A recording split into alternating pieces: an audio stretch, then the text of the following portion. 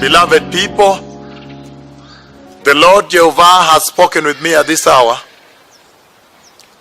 and I see that the Lord takes me to a place, and as I go to that place, I'm walking with a group of bishops to that place, and then all of a sudden, an enormous amount of power leaves from me and raptures open a tomb. And then when the tomb raptures open, one that was dead and buried there raises their left hand like this and says, "Hey, I'm here, help me," and does the hand like this. "Hey, I'm here, help me." Does the hand like this. "Help me, I'm here, help me," from under the tomb. And all the bishops run away, everybody flee away. Then I began to dig this person out of the tomb that ruptured and walked away with this person, but the rest ran away, did not come back. The Bible speaks about the latter glory and the latter anointing. And it says that the latter glory of this house, the latter wine that was prepared from water without fermentation, would be a stronger wine. And in the book of John chapter 2 verses 1 to 11, when Jesus converted water into wine, the chief guest of the banquet, he asked, and he said, most people bring out their choicest wine first and share it with the guests, and then they bring out the cheaper wine later. But for you, you have kept back the choicest wine and only released it at the end. In this land, we have seen the resurrection of the dead decomposing corpse called Mama Rosa, stinky and smelly, that the Lord sent me to resurrect, to speak about the hour and the coming of the Messiah, the coming of the King.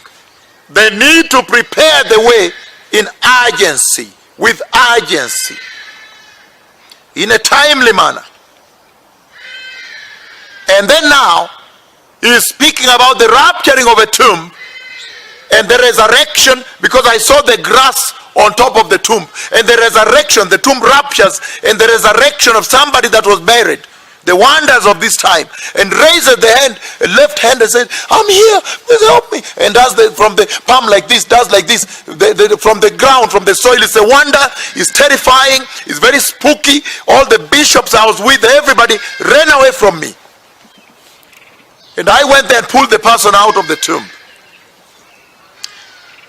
It reminds me of another conversation when the Lord took me to the graveyards and somebody resurrected from the tomb. And when I walked there, he that was speaking with me was standing there. As I walked into the graveyard, a lot of power left me. There were many tombs, and then somebody resurrected from the tomb. And he that had come from heaven, that was standing there and speaking with me, when I reached there, I asked him, where did he come from? He's a man, this time around. And he told me the second tomb. So when I looked at the second tomb, I saw that it had been ruptured open. When I looked this way, he that spoke with me had disappeared, had left. But the person that was resurrected, as I walked into the graveyard, because of the narrow way, he came quickly and he passed me and he walked like this. He was walking like this. He walked away like that.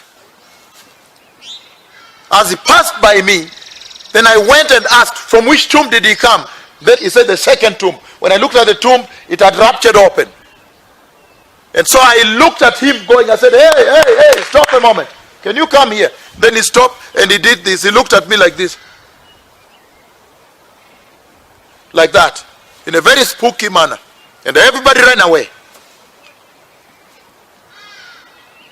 He looked at me like this.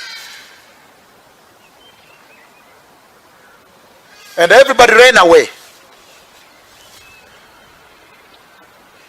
You have kept the choicest wine and only brought it out at the end. But most people bring out the choicest wine first and share it and serve it.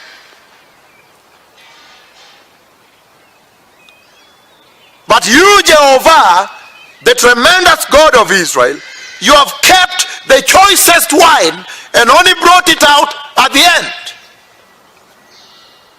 The Messiah is coming. Shalom Todah. Todah Haverim. Todah Todah. Todah Haver Sheli. Jehovah Eli. The Messiah is coming. Prepare the way.